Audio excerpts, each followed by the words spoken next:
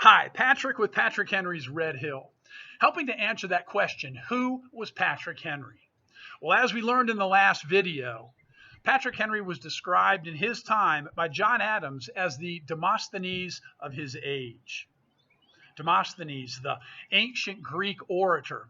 He had a quote that said that all speech is empty, it's in vain, unless it be accompanied by action.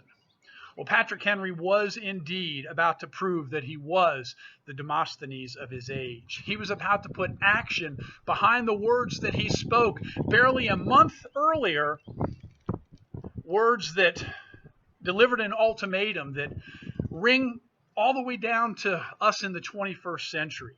Give me liberty or give me death. Well, Patrick Henry had gathered the militia over in Hanover County in Newcastle, which was about 50 miles or so away from Williamsburg.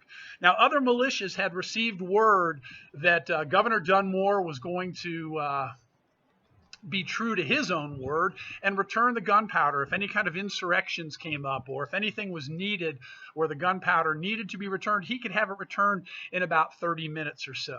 And this satisfied a lot of people, and things kind of settled down. Washington himself, who was in communication with Hugh Mercer, who was leading the militia over in Fredericksburg, Washington received word from Peyton Randolph. Let's let Congress deal with this. We're all about to head up to Philadelphia. Randolph and Washington and even Patrick Henry, they were about to go off to the Second Congress up in Philadelphia. Let's let Congress figure this thing out. Things seem to have settled down. And again, Washington was okay with this, but Henry was not.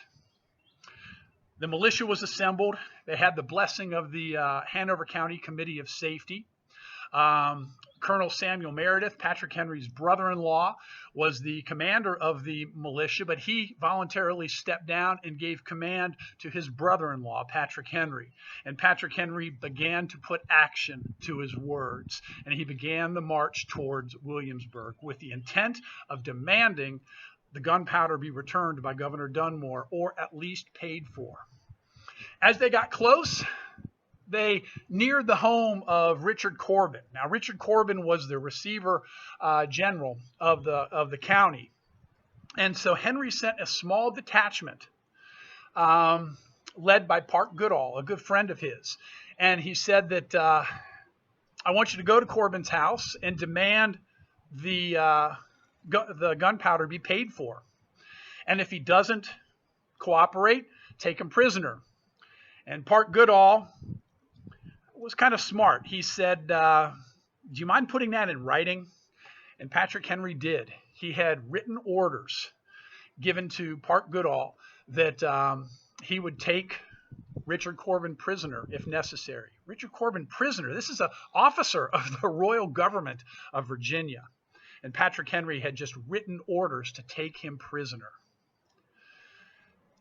Fortunately or unfortunately, however it worked out, Corbin was not home. He was actually in Williamsburg. And when the detachment joined back up with Patrick Henry, they were prepared to march the rest of the way to Williamsburg. They were now at Doncastle's Ordinary, which is about 13 miles away from Williamsburg. And they were prepared to go all the way in. Now, by this time, Governor Dunmore was getting scared. He had actually removed his family from the capital and had them placed on a ship on the James River where they would be safe.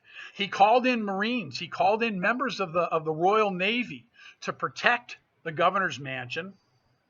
He actually had cannon placed around the governor's mansion to protect him from the actions of Patrick Henry. Now, fortunately, it didn't come to that. He also sent a messenger out to Patrick Henry to meet Henry, and actually gave him a voucher in payment for the gunpowder. And Patrick Henry actually wrote a receipt out that he had received payment, and that money would then be taken to the General Assembly for the purchase of more gunpowder. And so bloodshed was avoided. Governor Dunmore did issue a proclamation warning people about not helping Patrick Henry and his deluded followers. What's interesting, though, are some words that Patrick Henry spoke as the militia was gathering. And I look in my notes here, and he basically said, "You may in vain mention to them the duties upon tea. These things, they will say, do not affect them, but tell them the robbery of the magazine, and the next step will be to disarm them, and they will be ready to fly to arms to defend themselves." Patrick Henry had just proven that he was indeed the Demosthenes of his age. He was a man who, if necessary, would put actions behind his words.